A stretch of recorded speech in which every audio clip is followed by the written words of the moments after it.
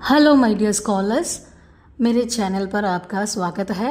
आज के वीडियो में हम बात करेंगे दो सबसे ज़्यादा यूज़ होने वाले साइटेशन स्टाइल्स के बारे में, एपीए और एमएलए।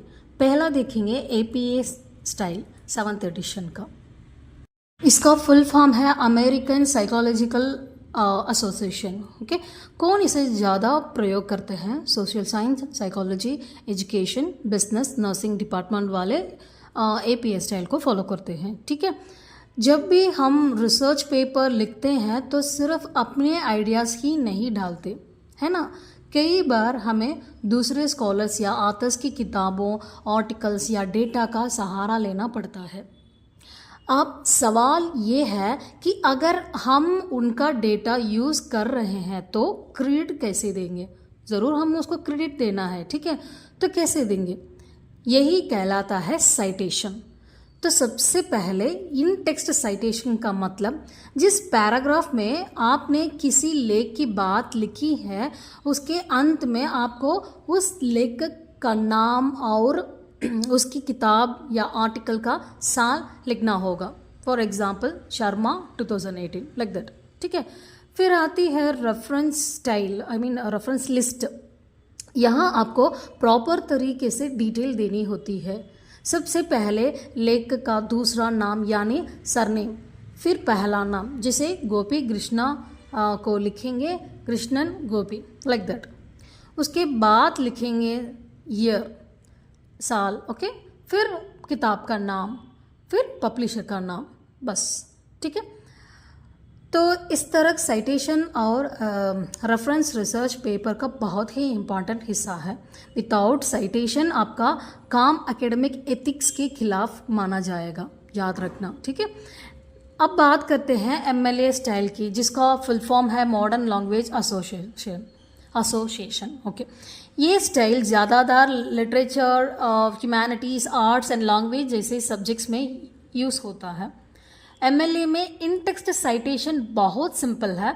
आपको बस ऑथर का नाम और पेज नंबर लिखना होता है, जैसे स्मिथ 125, लाइक दैट। ओके, अगर आपको किताब का रेफरेंस देना है तो फॉर्मेट होगा स्मिथ जेन।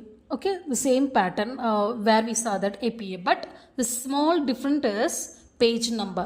यहाँ पर हम पेज नंबर को देना है और APA स्टाइल में ईयर, ओके, साल का साल देना है। अब यहाँ खास बात ये है कि एमएलए स्टाइल में पेज नंबर पर जोर दिया जाता है। क्यों?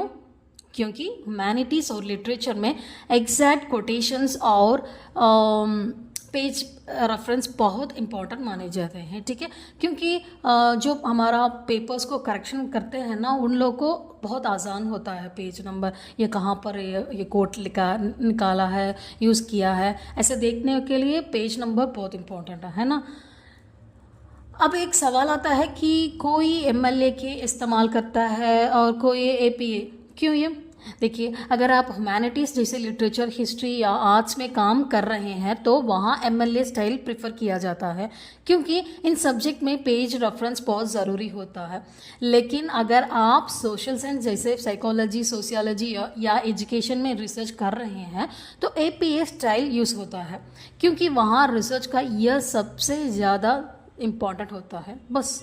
तो आसान शब्द में याद रखिए, MLA literature focused, APA research data focused, बस। और अब एक छोटा बोनस टिप्स देती हूँ, साइटेशन टूल्स जो आपका समय बचा सकते हैं। वह फर्स्ट जोटेरो, ये फ्री है और बहुत आसान है, ज़रूर यूज़ कीजिए। नेक्स्ट मेंडले, पीडीएफ्स और रेफरेंस मैनेज करने में बहुत हेल्पफुल है, ठीक है। And last one Google scholar, बहुत ईजी से and fast it will generate your citation, ठीक है, चाहे एमएलए या एपीए और चिकागो वेसन, एनीथिंग, ओके, बहुत आसान है। तो दोस्तों, एमएलए और एपीए दोनों का अपना अपना यूज़ है, बस सब्जेक्ट के हिस्सा से डिसाइड करना होता है, बस। ठीक है, ओके दोस्तों, बाय।